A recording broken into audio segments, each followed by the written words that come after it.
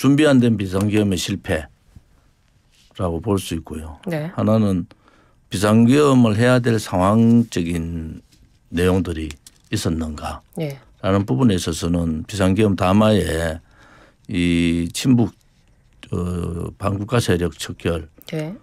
또 무정부주의 소위 말하는 정부를 무력화시키겠다는 시도 네. 뭐 감사원장에 대한 탄핵, 검찰 탄핵, 장관 탄핵 이런 부분들을 얘기해서 그런 부분들에 대한 윤 대통령이 할 수 있는 방법이 뭔가 국가 비상사태, 비상계엄을 하는 거는 헌법에 보장된 네. 대통령의 권한으로 한 거고 또 헌법에 보장된 국회가 네. 비상 계엄에 대한 해제 요구 네. 의결도 또 헌법에 보장된 내용이고 네. 또 대통령이 새벽 4시 반에 국회가 의결한 네. 해제를 받아들여서 계엄군을 철수시키는 그러한 사항들도 다 법에 보장된 내용들이잖아요. 제 의견으로는 네. 비상계엄을 선포한 것도 헌법적인 범위 내에서 그렇죠. 비상계엄을 해제한 것도 헌법적인 범위 내에서 예. 또 그것을 받아서 계엄령을 해제한 것도 헌법적 범위 내에서 한 거예요. 예. 이 문제는 이제 헌법재판소에서 어떻게 갈 거냐라는 부분. 오늘 이제 그 헌법 대통령에 대한 탄핵소추안을 올리면은 예. 이제 국민의힘에 공이 넘어온 거고 네, 그건 그렇죠. 한동훈 대표한테 공이 넘어온 건데 네. 그러면은 국민의힘에서 탄핵으로 갈 거냐 네.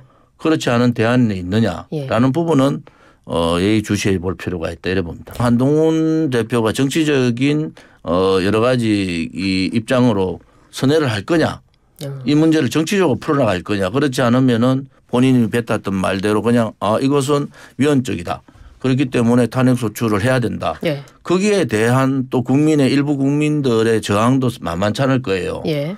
어떻게 보면은 윤석열 대통령에 대한 보수 지지층들의 결집도 나올 가능성이 예. 되게 높습니다. 그래요? 그럼 만약에 한동훈 대표가 그렇게 탄핵 절차를 동의하고 간다 그러면은 반환 기류가 굉장히 나올 거다. 그런 부분에 있어서는 자, 이 문제를 야당이 얘기한 대로 내란으로 몰고 가서 그런 상황으로 갈 거냐. 네. 그렇지 않으면은 야당도 전향적으로 이 정부 무력화에 대한 부분 또 감사원장 탄핵이나 네. 감액 예산 예. 이런 부분들을 풀고 나갈 거냐라는 예. 부분은 윤석열 대통령이 하나로 저렇게 준비하지 않고 비상계엄을 선포한 것의 뒷내막은 그런 부분도 있지 않느냐. 거대 야당이 저렇게 나갈 때 정부가 무력화되는 것은 막아야 되지 않느냐. 그런 입장에서 봐서는 이것을 정치적인 방향으로 좀 볼 필요가 있다 이래 보는 겁니다. 제가 정치적으로 풀으라는 것은 네. 오히려 윤석열 대통령이 이재명 대표하고 손을 잡을 가능성도 높다 이래 봅니다. 탄핵은 절차를 밟는데 그 탄핵 절차가 하루 이틀 걸리는 게 아니라 6개월 정도 걸리잖아요. 길게는 1년까지 걸리는데 임기단축 그런 부분에서 임기단축 개헌 문제 또 이재명 대표의 사법 리스크 소멸 문제 뭐 이런 부분들까지 정치적인 문제를 용사는 생각하고 있을 거예요.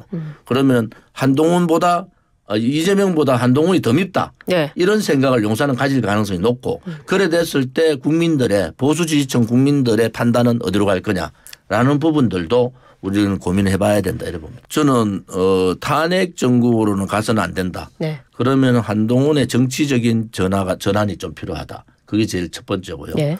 그다음에 이재명 대표는 사법 리스크가 산 넘어 산이니까 네. 이 문제를 가지고 용산과 국정 안정을 위해서 어떠한 뭐 딜이라는 표현은 좀 설기 싫지만은 어떻게 정치력을 발휘할 거냐라는 부분 또 용산은 한과 이의 관계 야권과 여권의 관계를 어떻게 정립해 나갈 거냐라는 부분들이 다 각자의 목들이 있습니다. 그래서 저는 정치력으로 풀어라. 알겠습니다. 계엄의 시간은 끝났다.